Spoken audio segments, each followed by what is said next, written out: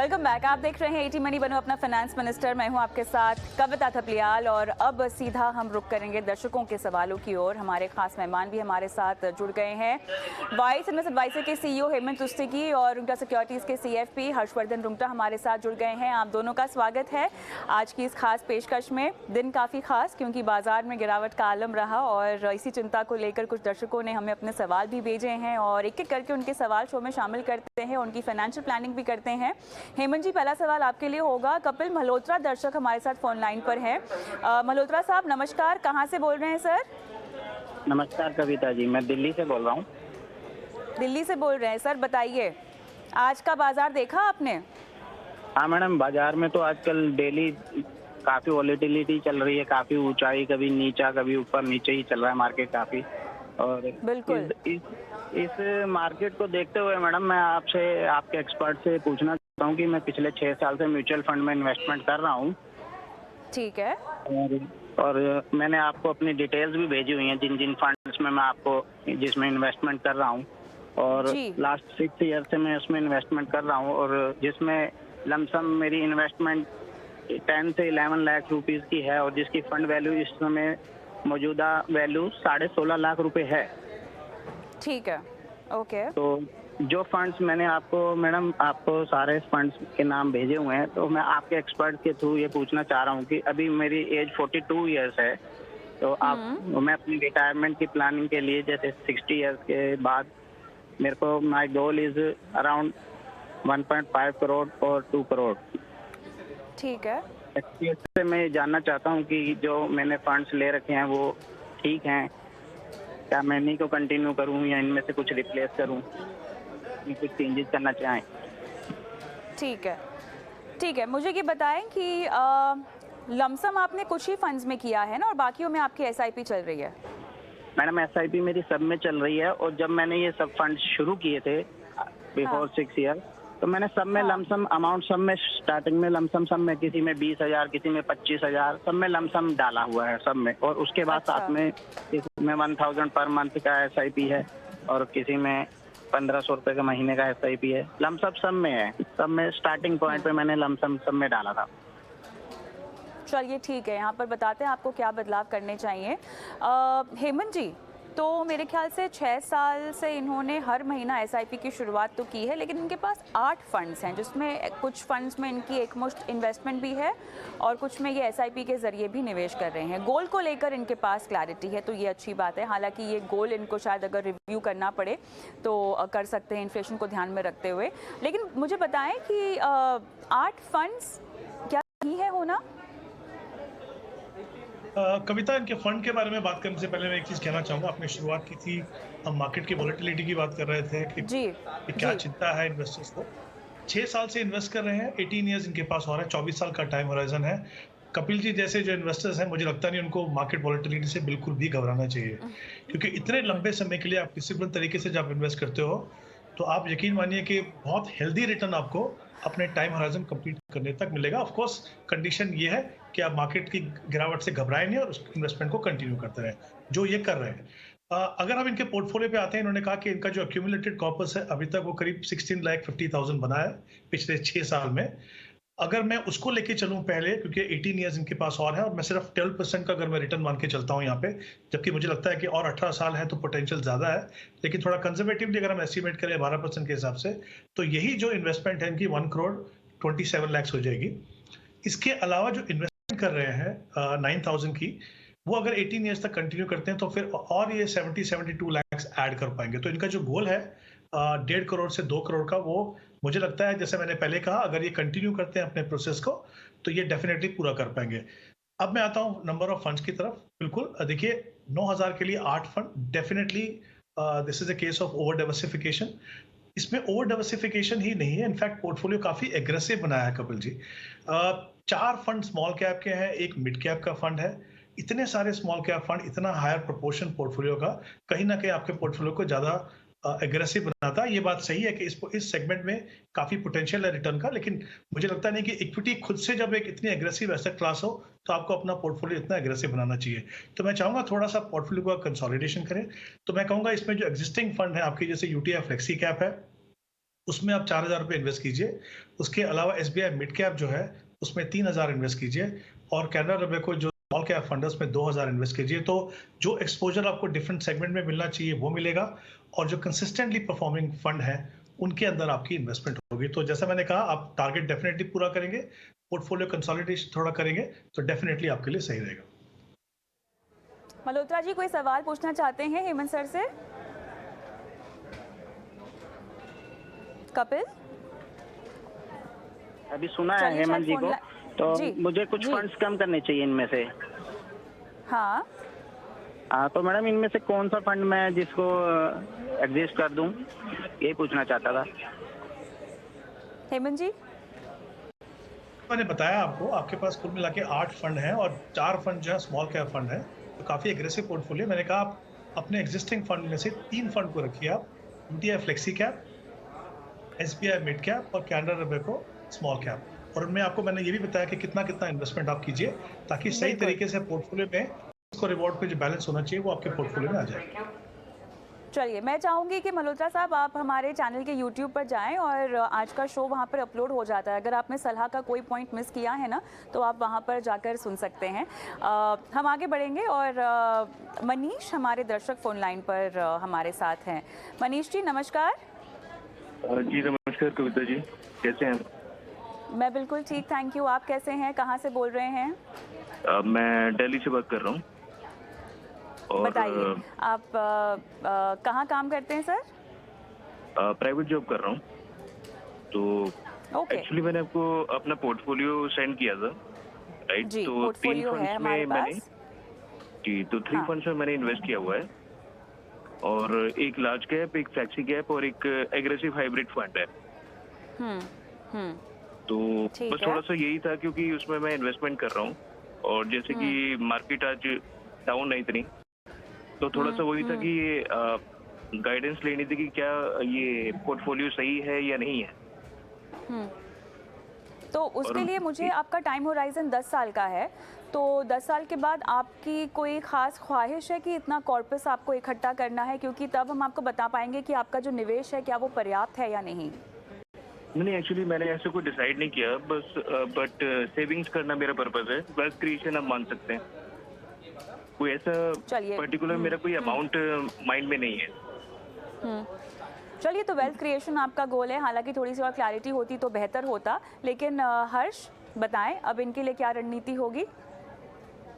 2-3 चीजें हैं कविता। तो मनीष जी, आपने बहुत रीजनेबल एक्सपेक्टेशन अपने इन्वेस्टमेंट से रख रखा है। तो आपने कहा कि अपने क्वेरी में जो आपने भेजा था कि आप एक करीबन 11% का आसपास रिटर्न एक्सपेक्ट कर रहे हैं अपने पोर्टफोलियो से, और आपका टाइम होराइजन है 10 साल का। जो आपकी स्कीम्स हैं उसमें एक लार्ज कैप, एक फ्लेक्सी कैप और एक अग्रेसिव हाइब्रिड फंड है।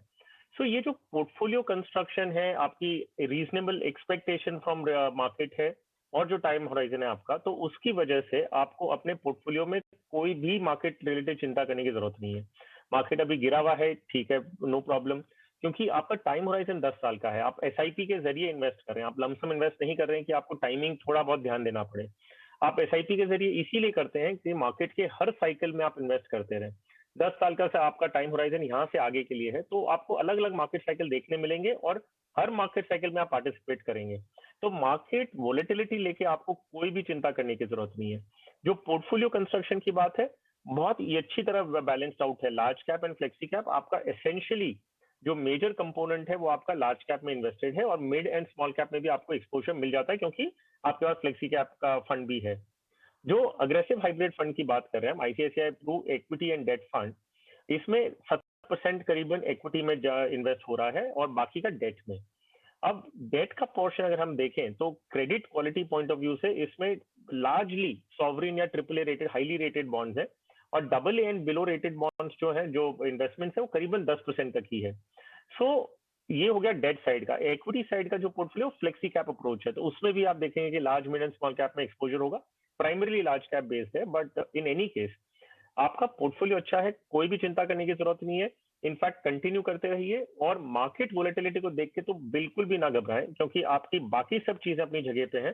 पार्टिसिपेट करते रहिए। मार्केट गिरा है तो आपको ज्यादा यूनिट्स मिल रहे हैं, जब मार्केट बढ़ेगा तो पूरी एक्यूमुलेशन पे आपको फायदा होगा। तो कोई चेंजेस करने की जरूरत नहीं, बने रहें और कंटिन्यू करते रहें। चलिए मनीष, ऑल द बेस्ट आपके इन्वेस्टमेंट्स के लिए। आगे बढ़ते हैं। क्या त्रिवेंद्र डोबरियाल साहब फोन लाइन पर मेरे साथ हैं? जी मैम, मैं हूँ फोन लाइन पे। कैसे हैं, कहाँ से बोल रहे हैं? हम उत्तराखंड। बताइए सर, आपने निवेश कर रखा है, एक मुश्त करना है आपने? Yes ma'am. 5 लाख का, ठीक हाँ है। जी, हाँ जी। आप 6,000 की जो SIP कर रहे हैं, ये कब से कर रहे हैं सर? ये मैम अभी रिसेंटली 1 ईयर से कर रहे हैं। अच्छा, तो ये बताएं कि आपने किस लक्ष्य के आधार पे इसको शुरू किया था 1 साल पहले? For the purpose of the retirement के पर्पस से कर रखा था मैम। कितना समय है रिटायरमेंट के लिए? मैम अभी तो मैम है 15 ईयर्स। 15 साल है। कितना हाँ जी, हाँ आप जी। जोड़ना चाहेंगे? मैम एटलीस्ट 30 से 40 लाख तक का मिनिमम टारगेट है। उतना काफ़ी होगा आपके लिए? Yes ma'am. आपने कैलकुलेशन की है ना? Yes ma'am. चलिए ठीक है। आपका सवाल मैं हेमंत जी से पूछती हूँ। हेमंत जी, फंड्स पर तो बाद में जाते हैं, लेकिन 5 लाख एक मुश्त 4 से 5 साल के लिए जो इनको करना है ना, इस पर पहले हम रणनीति आपसे लेना चाहेंगे। उससे पहले त्रिवेंद्र जी मुझे बताएं कि आपको 4 से 5 साल में क्या ज़रूरत पड़ जाएगी 5 लाख रुपए की, आप समझा पाएंगे मुझे? एक्चुअली मेरा सन है उसके रिगार्डिंग अभी स्टडीज कर रहा है। अच्छा, तो बच्चे की हायर एजुकेशन के लिए? Yes ma'am. ठीक है। तो 5 लाख में आपने 4 से 5 साल मीडियम टर्म है ये, मीडियम टर्म आउटलुक। हेमंत जी, किस तरह बाजार की चाल को देखते हुए ये पैसे डालने चाहिए, बाजार में निवेश करने चाहिए?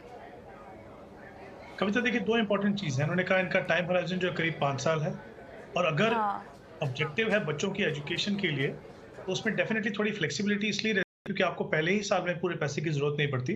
आपको अगले 3 या 4 साल में वो पैसे एज ए फी पे करने पड़ते हैं। तो मुझे लगता है कि उनके पास थोड़ी और फ्लेक्सिबिलिटी है in terms of time horizon, क्योंकि बहुत ही इंपॉर्टेंट गोल है बच्चों के एजुकेशन के लिए, और साथ में एक अच्छा सा कॉर्पस भी बनाना है। तो कुछ ना कुछ इनको कैलकुलेटेड रिस्क लेना है, और मुझे लगता है उसमें जो हाइब्रिड फंड्स हैं वो काफ़ी सही रहेंगे, क्योंकि इसमें 2 चीज़ें हैं। एक तो ये कि इक्विटी में एलोकेशन जो है वो मार्केट के लेवल के हिसाब से थोड़ा बदलता रहेगा, और दूसरी बात जो पोटेंशियल उनको जो बेनिफिट मिलना चाहिए इतने लंबे समय के लिए इन्वेस्ट करने के लिए, वो भी इस कॉम्बिनेशन से मिलेगा। तो मैं चाहूँगा कि ये 2 फंड्स ले लें, एक इक्विटी हाइब्रिड फंड ले लें और एक balance advantage fund. Equity hybrid में अगर वो चाहें तो कोटक इक्विटी हाइब्रिड फंड ले सकते हैं, जिसमें वो 3 लाख इन्वेस्ट करें, और Nippon India balance advantage fund उसमें वो 2 लाख इन्वेस्ट कर सकते हैं। जैसे मैंने कहा, टाइम होराइजन में फ्लेक्सिबिलिटी है, और वही फ्लेक्सिबिलिटी यहाँ पे फंड मैनेजर के पास भी है कि वो अपनी एलोकेशन को मार्केट के हिसाब से बदल सके। तो आई थिंक मुझे लगता है ये कॉम्बिनेशन इनके लिए बिल्कुल सही रहेगा। अगर हम इनकी बात करें SIP की, वहाँ पे इन्होंने कहा इनका टाइम होराइजन करीब 10 साल का है, 6,000 रुपये इन्वेस्ट कर रहे हैं, इनका टारगेट करीब उन्होंने कहा 30 लाख है। तो मेरे हिसाब से अगर 1,000 से और बढ़ा सके तो अच्छा रहेगा, वहाँ तक वो डेफिनेटली पहुँच जाएंगे। इंपॉर्टेंट वही रहेगा जैसे मैंने पहले भी कहा था, एक तो ये कि इररिस्पेक्टिव मार्केट कंडीशन इनको अपना इन्वेस्टमेंट कंटिन्यू करना होगा अपने डिफाइंड टाइम होराइजन पे। दूसरा, थोड़ा पोर्टफोलियो में मैं चाहूँगा चेंजेस करें, क्योंकि जैसे अगर हम देखें तो इनके पास 2 मिड कैप फंड हैं। टाटा म्यूचुअल फंड का एक स्कीम है, उन्होंने वो स्कीम का नाम मेंशन नहीं किया है, और ऐसे ही एक ब्लू चिप फंड है। तो मैं चाहूँगा कि एक फ्लेक्सी कैप फंड ले लें अच्छा सा, जैसे PGM फ्लेक्सी कैप फंड लें, और एक डेफिनेटली, अगर 2 नहीं तो एक डेफिनेटली एक लार्ज एंड मिड, चाहे कोटक इक्विटी अपॉर्चुनिटी हो या फिर वो ICICI लार्ज एंड मिड हो, वो ले लें। और एग्जिस्टिंग फंड में से एक ब्लू चिप फंड रख सकते हैं। I think as a combination वो बिल्कुल सही रहेगा। 3 फंड रखें, 2-2 हज़ार की इन्वेस्टमेंट करें, आई थिंक वो इनके पोर्टफोलियो के हिसाब से बिल्कुल। देवेंद्र जी, कोई सवाल पूछना चाहते हैं आप हेमंत सर को? No ma'am, thank you for the recommendation. Thank you so much, अपना सवाल आपने हमें भेजा। बाकी दर्शकों को भी हम जोड़ें, उससे पहले हम चलिए रुक कर लेते हैं आज के निवेश के गुरु मंत्र की ओर।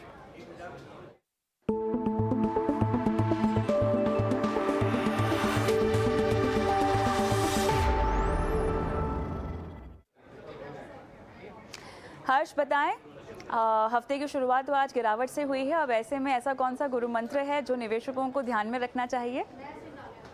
वेल कविता, मैं इन दिनों ही मैं कोई नए और यंग इन्वेस्टर से मिला था, तो वो मैंने उनसे पूछा, उन्होंने 2-3 महीने पहले अपनी एसआईपी शुरू की थी ऑनलाइन मोबाइल ऐप्स के जरिए, और ये सब ओके। डू इट योरसेल्फ वाले इन्वेस्टर्स हैं।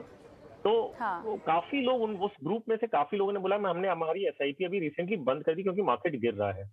तो मेरा गुरु मंत्र यही रहेगा कि जब आप एसआईपी शुरू करते हैं, आप यकीन मानिए कि आप इसीलिए कर रहे हैं क्योंकि हमें नहीं पता कि मार्केट कौन सी साइड जाएगा। मार्केट ऊपर भी जा सकता है, नीचे भी जा सकता है। अभी अगर नीचे जा रहा है और आपने एसआईपी जस्ट शुरू की और मार्केट नीचे अगर गिर रहा है, तो आपको और ज्यादा यूनिट एक्यूमुलेट करने का मौका मिल रहा है, और आगे जाते हुए जब मार्केट बढ़ना चालू होगा तो इन सभी यूनिट्स पे आपको फायदा होगा।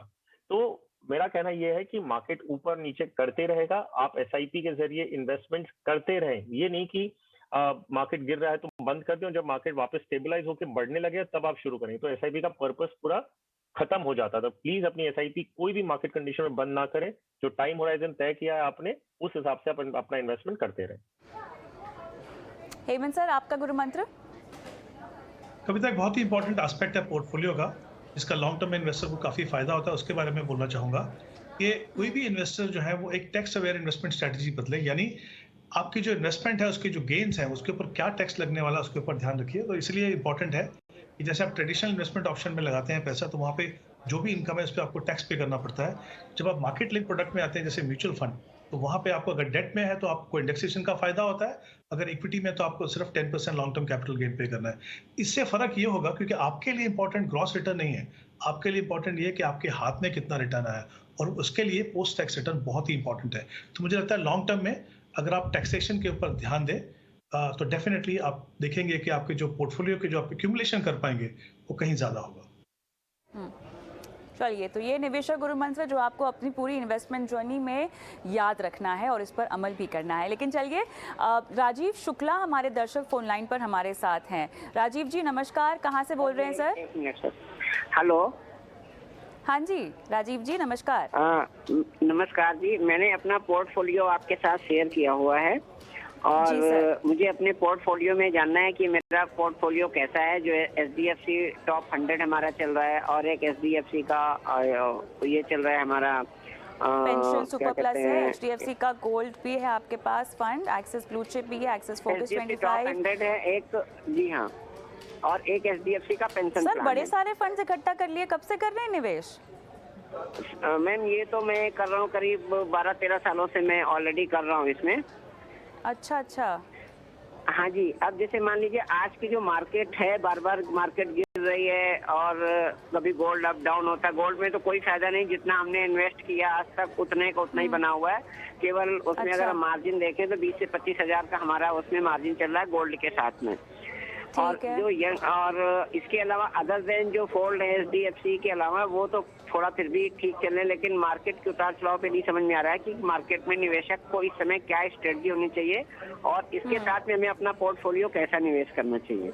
मैडम एक क्वेश्चन ये हमारा जी, my second question is that कि जो हम मान लीजिए हम जो रिडीम करते हैं, रिडीम करने पे क्या रिडीम हम कर रहे हैं, मान लीजिए कोई फंड है और हमने उसमें 10 साल से हमने निवेश कर रखा हुआ है और 10 साल के बाद हम अगर रिडीम करते हैं तो उस पे हमारी टैक्स की देनदारी क्या होगी गवर्नमेंट के साथ में? चलिए बहुत बढ़िया, हर्ष बताएं। वेल शुक्ला जी, एक तो चीज है कि आपने अगर एचडीएफसी टॉप 100 में आपने अगर 15 साल से इन्वेस्ट कर रहे हैं और कंटिन्यूस उसमें लगातार एसआईपी के रूप में इन्वेस्ट करते जा रहे हैं, तो आप इस देश के करीबन 2% इन्वेस्टर्स में से हैं जो लॉन्ग टर्म के लिए इन्वेस्ट कर रहे हैं और कंटिन्यू कर रहे हैं। हम सब बातें लॉन्ग टर्म की करते हैं, लेकिन कितने इन्वेस्टर्स 5 साल से ज्यादा इन्वेस्ट करते हैं, वो एक आंकड़ा अपने आप में बहुत ही डिसअपॉइंटिंग है। तो आप ऐसे वो इन्वेस्टर्स हैं जो लॉन्ग टर्म की सोचते हैं और उसमें बाकायदा कायम रहते हैं। सो इस बात के लिए आपको बहुत बहुत बधाई हो। जो आपका पोर्टफोलियो है, सारी स्कीम्स आपने जो ले रखी हैं सारी अच्छी हैं। तो स्कीम्स अपने आप में अगर मैं देखूं तो कोई भी ना शिकायत का मौका नहीं दिया है आपने, लेकिन बहुत सारी स्कीम्स हैं। आप 22,000 रुपए इन्वेस्ट कर रहे हैं और उसमें अगर आपने 9 स्कीम्स ले रखी है और एक पेंशन प्लान है आपका इंश्योरेंस की तरफ से, सो 9 स्कीम्स 22,000 के लिए बहुत ज्यादा डुप्लीकेशन है। सो मैं अब आपके लिए एक एक्सरसाइज कर रहा हूँ कि आपका पोर्टफोलियो थोड़ा कंसाइज करके दे रहा हूँ, ताकि आपको आगे जाते हुए भी, क्योंकि आप एक डिसिप्लिन इन्वेस्टर है, मुझे ये शक नहीं है कि आप उसे कंटिन्यू करेंगे, लेकिन 9-10 स्कीम्स को कंटिन्यू करना आगे जाते हुए बहुत ज्यादा कंबरसम बन जाएगा। सो थोड़ी चेंजेस करने की बात बता रहा हूँ। जो भी मैं स्कीम्स बंद करने की आपको बता रहा हूँ वो स्कीम्स बहुत अच्छी हैं। हम सिर्फ कंसोलिडेशन पॉइंट ऑफ व्यू से उसे बंद करके दूसरी स्कीम में डाल रहे हैं। तो ये मत सोचिएगा कि कोई स्कीम में जिसमें बता रहा हूँ कि बंद करें तो वो स्कीम अच्छी नहीं है, वैसी बात नहीं है। तो पहला आप एक्सिस ब्लू चिप फंड और कैनरा रिबेको ब्लू चिप फंड, फिर से दोहरा रहा हूँ, बहुत अच्छी स्कीम्स अपनी category, one of the top performing funds है। इन दोनों में से लेकिन आप इन दोनों की एसआईपी बंद कर दें और जो भी अमाउंट इसमें डाल रहे थे आप, वो उसका आप एक पैसिव इंडेक्स फंड ले लें। तो आपके पास लार्ज कैप के रूप में HDFC टॉप 100 है जो आप 15 साल से कंटिन्यूसली इन्वेस्ट कर रहे हैं। मैं उसे क्यों नहीं बंद कर रहा हूँ और मैं दूसरी एक्सिस ब्लू चिप और कैनरा बंद कर रहा हूँ, इसी के लिए क्योंकि आपका लॉन्ग टर्म कैपिटल गेन्स उसमें काफी अच्छा अक्यूमुलेट हो गया होगा। और आप अगर 15 साल पुरानी हर्ष, स्कीम को बिल्कुल बंद समय करके खत्म हो गया है लगभग। ओके, क्विकली बता दूं। सो आप NBSL Nifty 50 equal weight Nifty fund axis blue chip और कैनरा की जगह पे ले लें। एक्सिस फोकस एक फंड की जगह पे आप SBI फोकस में स्विच कर लें, वो फंड आपके पास पोर्टफोलियो में ऑलरेडी है, तो एक ही रखें। ICICI equity and debt fund बंद करें और HDFC गोल्ड फंड में बढ़ा लें। तो इस तरह आपके पास 6 इक्विटी स्कीम्स हो जाएंगी और एक आपके पास पेंशन प्लान रहेगा, तो पोर्टफोलियो कंसोलिडेट हो जाएगा। चलिए राजीव जी, बाकी जो सलाह है आप हमारे YouTube पर जाकर शो में देख सकते हैं, क्योंकि पूरा शो हम वहाँ पर अपलोड करते हैं। लेकिन बहुत बहुत धन्यवाद हर्ष आपका और हेमंत जी आपका, समय निकाला, दर्शकों को गाइड किया, इस तरह के तनाव के माहौल में उनको बताया कैसे अपने निवेश रणनीति को लेकर आगे बढ़ना चाहिए। और आज के इस एपिसोड में मुझे भी इजाज़त दें, लेकिन जाते जाते एक नंबर आपकी स्क्रीन पर छोड़ जा रहे हैं। ये एक WhatsApp नंबर है जहाँ पर हमें इंतज़ार होता है आपके सवालों का। अगर आप भी अपनी फाइनेंशियल प्लानिंग करवाना चाहते हैं, निवेश रणनीति हमसे चाहते हैं, तो 9619873567 पर अपना सवाल हमें भेज दीजिए। हम आपकी सवाल को शो में शामिल करेंगे और आपकी फाइनेंशियल प्लानिंग करवाएंगे। नमस्कार।